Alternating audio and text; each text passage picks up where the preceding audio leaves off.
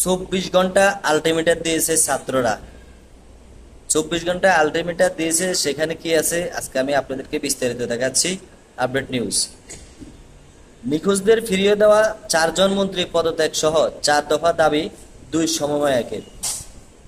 4 দফা দাবিতে সরকারের 24 ঘন্টা আলটিমেটাম দিয়েছে, কর্মসূচি ঘোষণা করেছে বৈষম্য বিরোধী ছাত্র আন্দোলনের 2 জন সমন্বয়ক। সোমবার রাতে ঢাকা গণস্বাস্থ্য নগর হাসপাতালের সামনে আয়োজিত এক ব্রিফিংয়ে এই 4 দফা দাবি তুলে ধরেন বৈষম্য বিরোধী ছাত্র আন্দোলনের সমন্বয়ক আব্দুল্লাহ হান্নান মাসুদ ও মাহিন সরকার। অন্যান্য সমন্বয়কের এসব দাবি তুলে ধরা হয়েছে বলে তারা জানিয়েছেন। তাদের দাবির মধ্যে রয়েছে বৈষম্য বিরোধী আন্দোলনে জড়িত দেশের যেই কোনো প্রান্তের আন্দোলনকারীদের হয়রানি বন্ধ করতে হবে।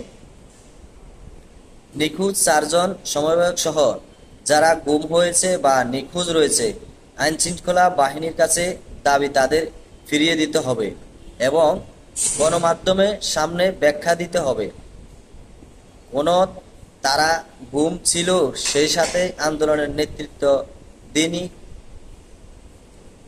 সমন্বয়কদের নিরাপত্তার ব্যবস্থা রাষ্ট্রকে করতে হবে। গণহত্যার সাথে জড়িত মন্ত্রণালয়ের মন্ত্রী এবং সংশ্লিষ্ট কর্মকর্তাদের অব্যাহতি দিয়ে 4 বিভাগীয় তদন্তের মাধ্যমে শান্তির আওতা নিয়ে আসতে হবে এবং পাশাপাশি বিচার বিভাগীয় তদন্তকালীন সহ সময়ে সড়ক পরিবহন, স্বরাষ্ট্রমন্ত্রী, শিক্ষামন্ত্রী, আইনমন্ত্রীকে অব্যাহতি দিয়ে তদন্ত করতে হবে।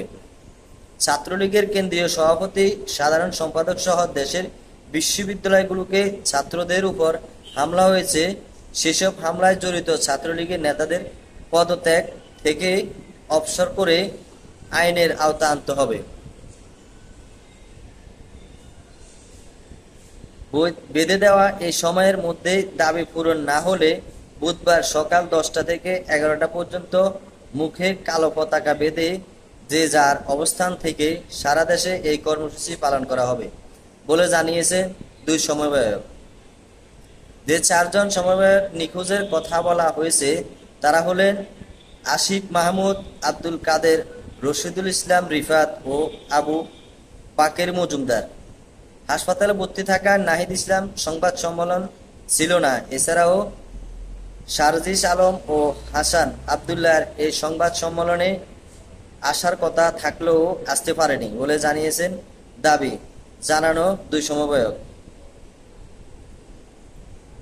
এ হলো আজকের আপডেট নিউজ।